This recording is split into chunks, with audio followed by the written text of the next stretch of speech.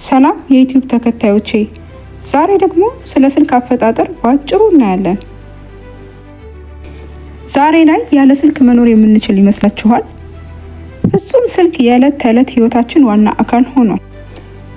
ነገር ግን ከ100 ዓመት በፊት ሰዎች መልእክት ለመለዋወጥ በፈረስ በሰረገላ ወይም በቴሌግራፍ ሳምንታትን፣ ወራትን ይጠብቁ ነበር።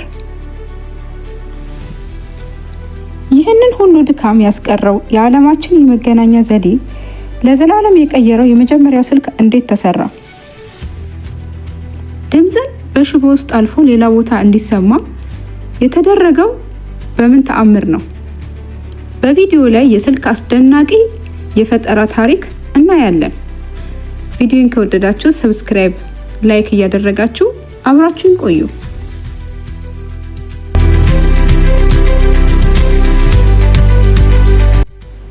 ታሪኩ የጀመረው በ1870ዎቹ በጎርጎሳውያኖቹ ነው።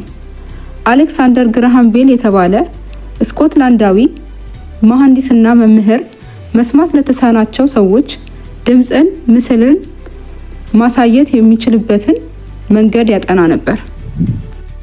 በወቅቱ የነበረው ከፍተኛ የመገናኛ ዘዴ ቴሌግራፍ ብቻ ነበር።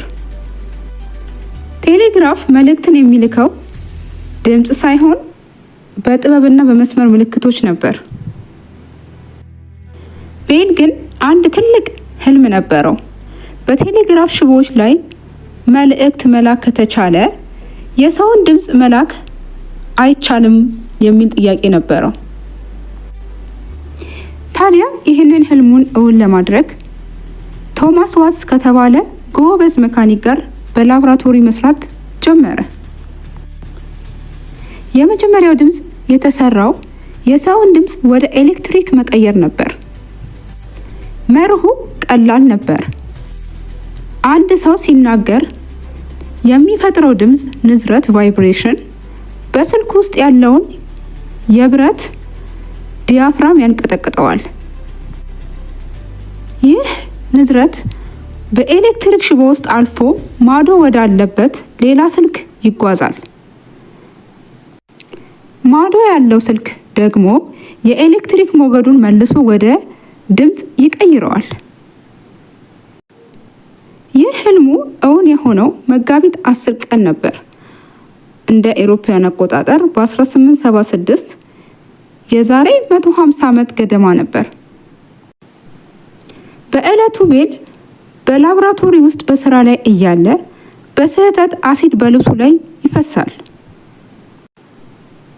በዚህ ጊዜ ማዶ ክፍል የነበረው ረዳቱ የሰራውን አዲስ ማሽን አማካኝነት እንዲህ ሲል ጮኸ።